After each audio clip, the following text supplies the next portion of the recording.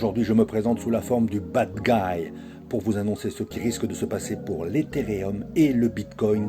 Et à la fin de cette vidéo, vous saurez tout sur les ETF Ethereum, car il n'y a pas que le Bitcoin dans la vie. À tout seigneur, tout honneur, on commence par le Bitcoin. Le prix du Bitcoin restant dans une fourchette de prix claire, l'attention des investisseurs se tourne évidemment vers d'autres altcoins majeurs, en particulier le XRP, dont je vous parle après, car il montre des signes de hausse. Bien que le Bitcoin ait tenté de se redresser, les haussiers ont eu du mal à maintenir des niveaux plus élevés, terminant la semaine avec un gain de 0,5% pour Bitcoin. La décision prise par la SEC de retarder la prise en considération de la création des ETF Bitcoin comptant a contribué à cette instabilité. Le Bitcoin se trouve actuellement dans une situation complexe avec une hausse conséquente lors de la victoire de Grayscale face à la SEC. Une telle décision suggère que Bitcoin pourrait étendre sa consolidation dans une fourchette de 24 800 $ à 31 000 $. Souhaitons-le lui. Vous avez reconnu ce logo, je suppose. Eh bien, on en parle tout de suite.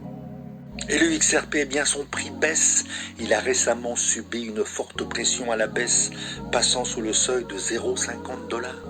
Malgré une tentative de résistance des haussiers, les baissiers ont continué à exercer une pression soutenue les rascals, empêchant les haussiers de déclencher une reprise à partir du niveau de support de 0,50 $.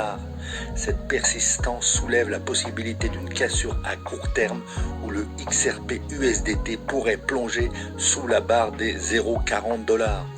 On ne le souhaite pas. Si vous ne vous intéressez pas aux ETF après cet article, je n'y comprends plus rien.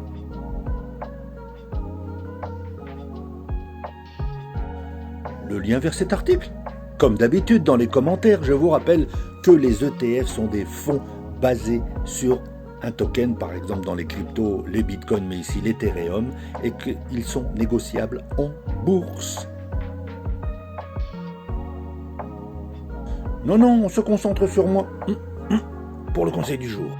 Vous trouverez dans les commentaires de nombreuses propositions d'investissement juteux. N'y donnez pas suite.